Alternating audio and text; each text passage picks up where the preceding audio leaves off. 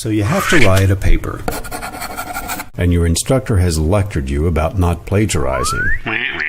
Do you know how to do it? Welcome to plagiarism. How not to do it.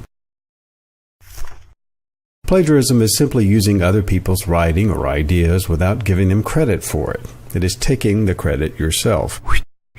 If you copy the entire text from someone else, say from a website or a book, and put it in your paper as your own writing, that clearly is cheating.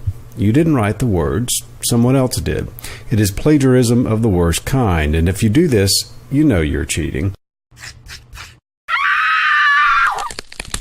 But sometimes people plagiarize without intending to. When you take sections of other people's work and include it in your paper, you must let the reader know which words and ideas are yours and which ones are someone else's. One way to do this is simply to quote your source. You put quotation marks around it or block quote longer sections and say where the quote came from.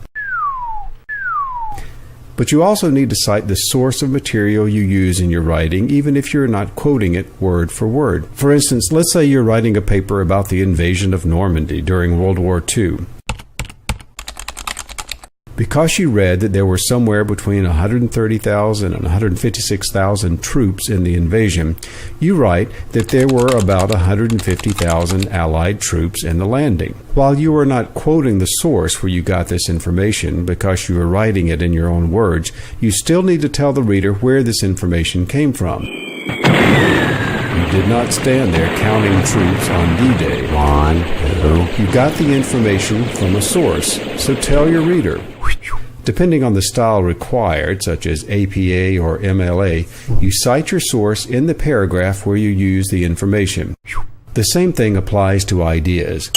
If you're using someone else's idea, like the invasion of Normandy was one of the most important battles in American history, you should let the reader know where you got that idea.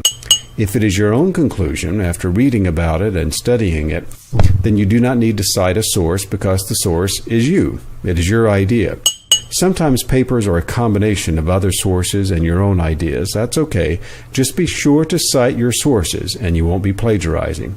The only time you do not need to cite other sources is when the information is common knowledge, like George Washington was the first U.S. president. You do not have to find a source for this since it is common knowledge.